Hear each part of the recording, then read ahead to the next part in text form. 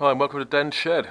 I'm Den, this is the shed, and as promised, here's another look at the Mobike. Now she's finished in all her glory. What do you reckon?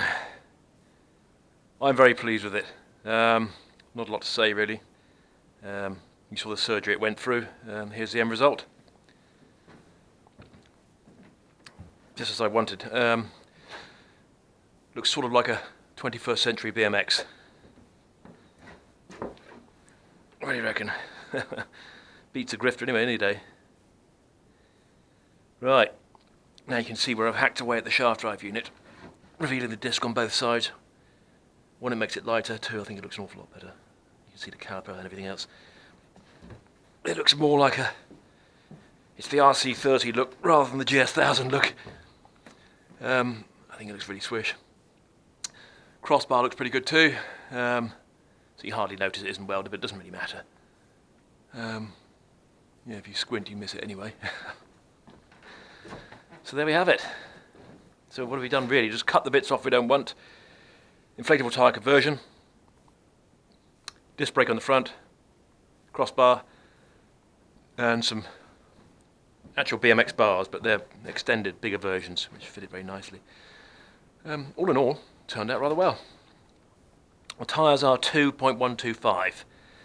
As I say, you're limited to what you can put on because obviously there's more clearance at the front than there is at the back, sadly. I'd like to go for really big batters, but I can't. I tried some 235s on there, and they touched the frame for 50% of the time. The tyre wasn't that well made, and it would have fitted, but sadly it wasn't going to happen.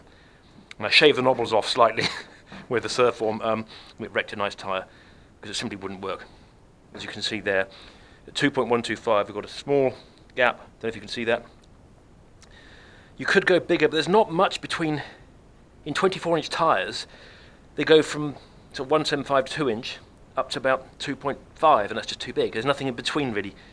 I've seen 2.1s, well these are 2.125, so really I think that's the biggest you're going to get unless you get very lucky. But it's not too bad. Other tyres I had at 2-inch were these ones. I think they actually look better, the tread pattern looks good. They're the 2-inch tyres, and really, the maths I understand, but there's not much difference between that and that. It's just... Anyway, I'd like to have gone bigger, but never mind. I think it looks nice. Who knows, time will tell. Right, so, next thing, I'm going to build another one. These are spares.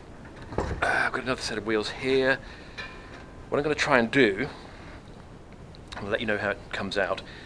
I'm going to try and drill these to take the bigger Schrader valves, which are 8mm, and this is only 10mm across there, so I'm going to have to be a bit more careful. I'll do that on a milling machine, but my friend is building one and he's asking my advice, other than don't bother. And you know, in hindsight, you could do it with a pillar drill quite well actually. All that matters is you get this in the middle, otherwise you're going to run into trouble. My spare supplier has gone quiet on me on eBay. I don't know what he's doing, but I wanted some more wheels and some discs and calipers, but I can't get them. So you really have to be a bit sparing with the parts. It's really an unknown quantity of how available they are. Anyway, if you're trying it, hope it all works out for you. Good luck. And all that other chap that messaged me the other day, sorry I forget your name now, asked about this drive unit. What I found, the second one I bought was a lot cheaper, but it was crap. There's a lot of, as you can hear, water gotten into that bearing. And this seems to be a common problem with this machine. Though they're wonderful and over-engineered in some ways, in other ways they're not. There's no oil seals on these bearings. They just have the shields, which are not the same thing. Those of you who know what you're talking about know that. Water eventually gets in there, and the rest is history.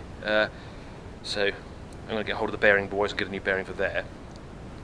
Look at that. Yeah, one of the drawbacks, but it's not a major issue if you know what you're doing. That's the hub. This is the plate I cut off. Literally hacksaw and file job, and blended it all in until it looks like that. So I simply wanted it as scant as possible and looking like something futuristic, so that went.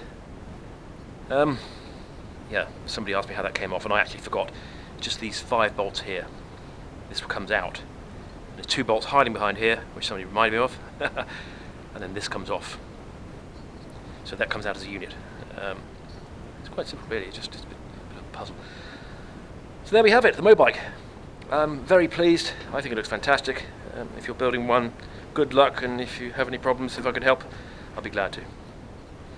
That's all for now. See you next time.